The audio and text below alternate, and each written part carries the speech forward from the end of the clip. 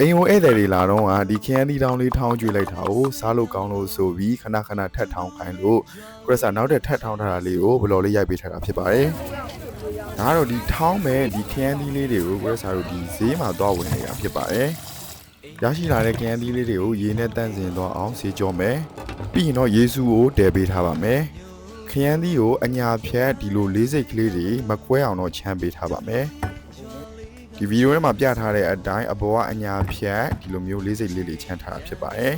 ။ယေရှုကိုတည်ထားတာဒီလိုပွက်သွားပြီးဆိုရင်တော့ကရဆာတို့ဒါစိမ့်စားငပီလေးထည့်ပါမယ်။ပြီးရင်တော့ချမ်းထားတဲ့ဒီခရမ်းသီးလုံးလေးတွေကိုထည့်ပြီးတော့ပြုတ်ပေးပါမယ်။ခရမ်းသီးပြုတ်ထားတာမြန်မြန်နူးအောင်လို့ကရဆာဒီအဖုံးလေးအုပ်ပြီးတော့တည်ပေးပါမယ်။ဒီပြုတ်ထားတဲ့ခရမ်းသီးများနူးသွားပြီးဆိုရင်တော့အစင်းလေးဖြစ်ပါပြီ။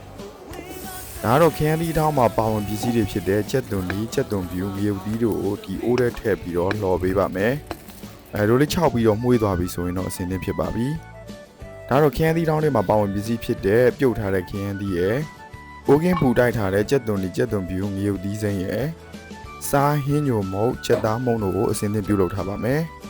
ပါဝင်ပစ္စည်းအလုံးအဆင်သင့်ဖြစ်ပြီဆိုရင်တော့ဒီငရုတ်စုံတွေကိုကြက်သွန်ပြူကြက်သွန်ဒီငရုတ်သီးတို့ထည့်ပြီးတော့ညှက်သွားအောင်ထောင်းပေးလိုက်ပါမယ်။ညက်သွားပြီဆိုရင်တော့အစင်းသင့်ပြုတ်ထားတဲ့ခရမ်းသီးများထည့်ပေးပါမယ်။ခရမ်းသီးနဲ့ဒီကြက်သွန်မျိုးကြက်သွန်လေးရုပ်သီးနည်းနည်းသမသွားအောင်ထောင်းပေးလိုက်ပါမယ်။ပြီးရင်တော့အရသာအနေနဲ့ကြက်သားမုံစားအချိုမုံတို့ကိုထည့်ပြီးတော့ထောင်းပေးပါမယ်။အရသာများသမသွားအောင်ဒီလိုဇွန်းလေးနဲ့ခက်ထောင်းအဲ့လိုမျိုးလေးလုပ်ပေးရပါမယ်။ခရမ်းသီးထောင်းထားလေးညက်တဲ့လောက်ဖြစ်သွားပြီဆိုရင်တော့ကရဆာတို့ဒါစိမ့်စားငပိကိုအည်ဖြောထားတာထည့်တာဖြစ်ပါတယ်။ပြီးရင်တော့အရသာသမသွားအောင်ကရဆာတို့ထပ်ထောင်းပေးလိုက်ပါမယ်။ဒီခရမ်းသီးထောင်းတာလေးအရသာအနေတော့အစင်းသစ်ဖြစ်ပြီဆိုရင်တော့ဒါခရမ်းသီးထောင်းလေးရပါပြီ။စားမဲ့ပကံလေးတွေကိုဒီခရမ်းသီးထောင်းလေးထည့်ပေးလိုက်ပါမယ်။ကွဲစာရဲ့ဘလော်လေးကိုကြည့်ရှုပြီးတော့ခရမ်းသီးထောင်းလေးလိုက်လို့စားနိုင်မယ်လို့မျှော်လင့်ပါတယ်ခင်ဗျ။အဆုံးထိကြည့်ရှုပေးလို့အများကြီးကျေးဇူးတင်ပါတယ်။